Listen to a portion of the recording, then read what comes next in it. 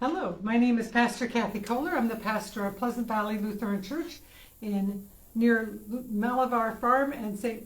Paul Lutheran Church in Lucas, Ohio. Greetings. We are reading through the Bible with commentary, and we are in the book of Judges. And the last couple of times we read about Samson, one of the more interesting characters in the Bible. And as we go through the book of Judges, things kind of go from not great to really not good. It kind of just gets worse as we go through the book of Judges, and the next little stretch it starts getting worse. So we're into chapter 17. Now a man named Micah from the hill country of Ephraim said to his mother, "The 1,100 shekels of silver that were taken from you, and about which I heard you utter a curse, I have that silver with me. I took it." Then his mother said, "The Lord bless you, my son." When he returned the 1,100 shekels of silver to his mother, she said, "I solemnly consecrate my silver to the Lord for my son to make a carved image and a cast idol. I will give it back to you." So he returned the silver to his mother, and she took 200 shekels of silver and gave them to a silversmith, who made them into an image and an idol. They were put in Micah's house. Now this man Micah had a shrine, and he made an ephod and some idols and installed one of his sons as his priest. In those days Israel had no king. Everyone did as he saw fit. So an ephod is kind of like a breastplate. And in those days, it's kind of like back in the day, back in the time, back when things get so far back that it gets a little fuzzy. Many of these stories would have been oral stories told and then collected later on. So now we have this man Micah, whose mother had the silver, and now somehow he took the silver and then he gave it back, and now the silver has been converted to an idol. Well, back in the day, when they didn't have a king, this is how they did. And they created a shrine. Verse 7, a young Levite from Bethlehem in Judah, who had been living within the clan of Judah, left that town in search of some other place to stay. On his way, he came to Micah's house in the hill country of Ephraim. Micah asked him, "Where are you from?" "I'm a Levite from Bethlehem in Judah, and I'm looking for a place to stay." Then Micah said to him, "Live with me and be my father and my priest, and I'll give you 10 shekels of silver a year, your clothes, and your food." So be my father, he's not asking him to adopt him, but father more like priests are sometimes called fathers. So asking him to come be the priest at his little shrine that he's built with his idols. So the Levite agreed to live with them, and the young man was to him like one of his sons. Then Micah installed the Levite, and the young man became his priest and lived in his house. And Micah said, "Now I know the Lord will be good to me, since this Levite has become my priest." So when you start out with a religion a certain way, and then it starts to deviate. And so we're going to build an idol, we're going to build a shrine, but they still know that it's supposed to be a Levite who's taking care of the shrine and the temple. So even though they've got this idol, which God does not approve of, they've got a Levite, we must be doing okay. Chapter 18, in those days, Israel had no king. So once again, back in the day, kind of like Americans might talk about Paul Bunyan, back when we were settling in the West and things were not settled yet. Back in the day. In those days, Israel had no king. And in those days, the tribe of the Danites was seeking a place of their own where they might settle, because they had not yet come into an inheritance among the tribes of Israel. So the Danites sent 5 warriors from Zorah and Eshtaol to spy out the land and explore it. These men represented all their clans. They told them, "Go, explore the land." The men entered the hill country of Ephraim and came to the house of Micah, where they spent the night. When they were near Micah's house, they recognized the voice of the young Levite, so they turned in there and asked him, "Who brought you here? What are you doing in this place? Why are you here?" He told them what Micah had done for him and said, "He has hired me, and I am his priest." Then they said to him, "Please inquire of God to learn whether our journey will be successful." The priest answered them, "Go in peace. Your journey has the Lord's approval." So the 5 men left and came to Laish, where they saw that the people were living in safety, like the Sidonians, unsuspecting and secure. And since their land lacked nothing, they were prosperous. Also, they lived a long way from the Sidonians and had no relationship with anyone else. When they returned to Zorah and Eshtaol, their brothers asked them, "How did you find things?" They answered, "Come on, let's attack them.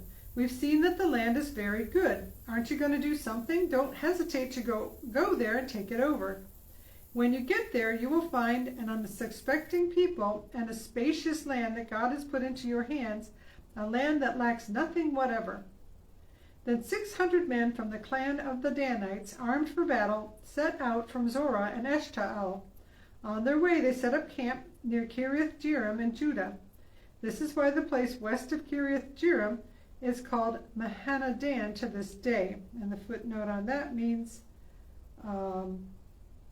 Dan's camp. So it's still called Dan's camp, even at the time when they've collected this information and collected the story to write it down. From there they went on to the hill country of Ephraim and came to Micah's house. Then the 5 men who spied out the land of Laish said to their brothers, "Do you know that one of these houses has an ephod, and other household gods, a carved image and a cast idol? Now you know what to do." So they turned in there and went to the house of the young Levite at Micah's place and greeted him. The 600 Danites, armed for battle, stood at the entrance to the gate. The 5 men who had spied out the land went inside and took the carved image, the ephod, the other household gods, and the cast idol, while the priest and the 600 armed men stood at the entrance to the gate. When these men went into Micah's house and took the carved image, the ephod, the other household gods, and the cast idol, the priest said to them, "What are you doing?" They answered, "Be quiet, don't say a word. Come with us and be our father and priest. Isn't it better for you to serve a tribe and a clan in Israel as a priest rather than just one man's household?" Then the priest was glad. He took the ephod, the other household god, the carved image, and went along with the people. Putting their little children, their livestock, and their possessions in front of them, they turned away and left. When they had gone some distance from Micah's house, the men who lived near Micah were called together and overtook the Danites.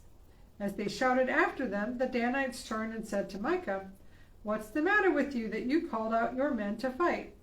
He replied, "You took the gods I made and my priest and went away. What else do I have?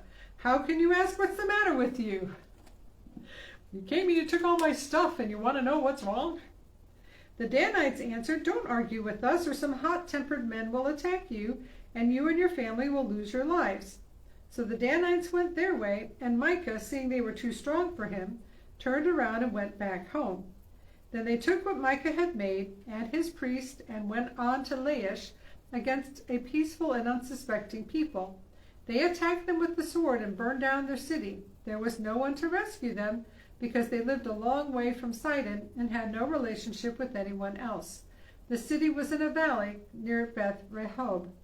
The Danites rebuilt the city and settled there. They named it Dan, after their forefather Dan, who was born to Israel, though the city used to be called Laish.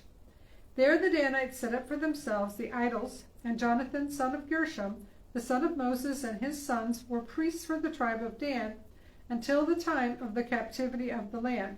They continued to use the idols Micah had made all the time the house of God was in Shiloh. So this is a back in the day, back when everybody was getting settled, when the Danites didn't have their land yet. This is how they went and settled their city, the city of Dan, which used to be called Laish, and why they have these idols and where they got these idols from that they are using in their city. So how quickly religion gets twisted, and it's like, well, if you'll give me more money, then I'll go with you. And if you want it to do this way, then I get very frustrated because so often it comes back to money. And if somebody is willing to give more money, oh, okay, we'll go do this thing or that thing or whatever it is. And it does say that the love of money is the root of all kinds of evil. So they should not have had idols to begin with. They should not have just randomly had a priest. You're supposed to be worshiping God at wherever God's tabernacle and God's ark is, which at that point was in Shiloh, not in Dan. But this is basically an origin story that talks about how did the city of Dan get settled? How did they go about doing that?